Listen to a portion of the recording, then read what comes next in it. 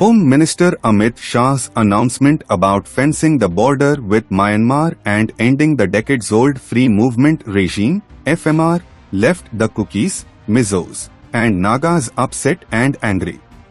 Although this step is among the major demands of the majority Meitei community and the BJP government in Manipur for ending the conflict continuing since May last year, Shominthang Doungel, a leader of Kuki Inpi Manipur, an apex body of the Kukis in Manipur, tells DH's Sumir Karmakar that fencing would further divide the ethnic communities living on both sides.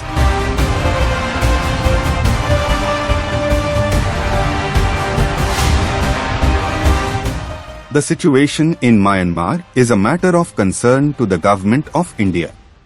The activities of the Myanmar army on one side and the ethnic armed organizations and the pro-democracy People's Defense Force, who are feeling the pressure to come to the Indian side of the border in Manipur, on the other, could be among the reasons why the centre decided to fence the border. I don't think the centre's decision to fence the border has any connection with the violence in Manipur. Even if it has, it is never going to solve the violence in Manipur.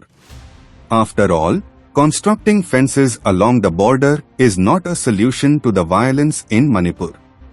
There will be peace in Manipur once the Meiteis stop attacking the Kukis and a separate administration by way of a union territory with the legislature is granted to the Kukis.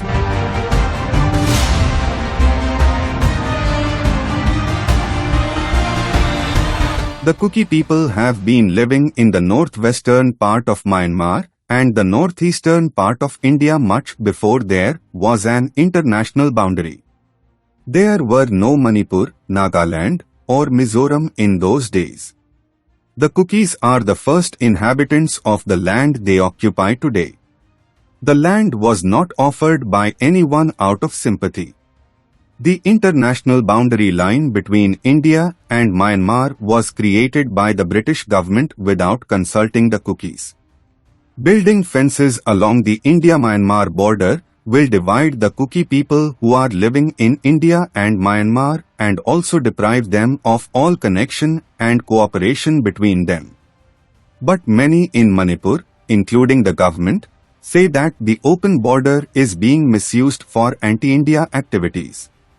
The Meiteis should accept the bitter truth that the border is being misused for anti-India activities by Meitei secessionist groups who carry out illegal drug trafficking and attacks on the central forces. They should have the courage and honesty to admit that the Meitei secessionist groups maintain camps in Myanmar, from which they infiltrate into India and launch deadly attacks against the central forces. The government of India termed these Meitei armed groups terrorist organizations under the Unlawful Activities Prevention Act 1967. Many of these outfits were formed with the assistance and support of hostile powers like China and Pakistan, and they continue to receive financial support and arms from these countries, particularly China. Former Indian Army Chief Narbene once suggested that there is a Chinese hand behind the current Manipur violence. These Meitei terror outfits were formed with the goal of setting up a sovereign Manipur and are, therefore, a threat to the territorial integrity of India. Manipur CM N. Biren Singh also talks about the illegal migration of the Kukis, drug trafficking, and the influx of militants from Myanmar. The false narrative of massive illegal immigration from Myanmar has been created with the sole intention of supporting the narrative that Kukis are foreigners and illegal migrants, that they don't belong to Manipur, but the truth is that the Kukis have inhabited Manipur for ages, and the free movement regime has been working well not only for the Kukis and Nagas but for all communities, including the Meiteis, who have benefited from it commercially more than any other communities. The drug menace in the state cannot thrive without police connivance, and there cannot be a drug business without the connivance of the police and political leaders. Manipur Chief Minister N. Biren Singh, who went extra vocal in his campaign for the war against drugs, has been accused by a senior officer of the State Narcotics and Affairs of Border Bureau, NAB, of allegedly putting pressure on the department to drop the case against a person accused in a drug seizure raid that took place in June 2018. Associating only the Kuki community with the poppy plantations in Manipur is unfair. All communities, including Meiteis and Nagas, are equally involved.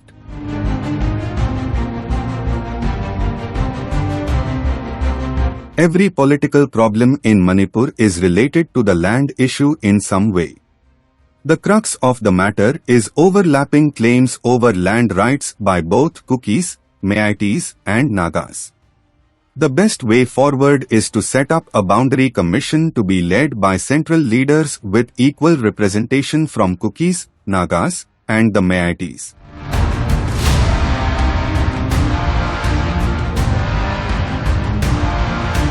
Checking illegal migration and drug trafficking is a great challenge.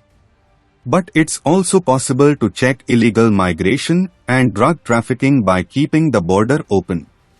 Nationality verification at the border checkpoint continuously for identification of illegal migrants and their deportation from India, heightened presence of border patrol agents along the border, and using detection technology with genuine dedication and sincerity on the part of the border security officers should also be taken into account.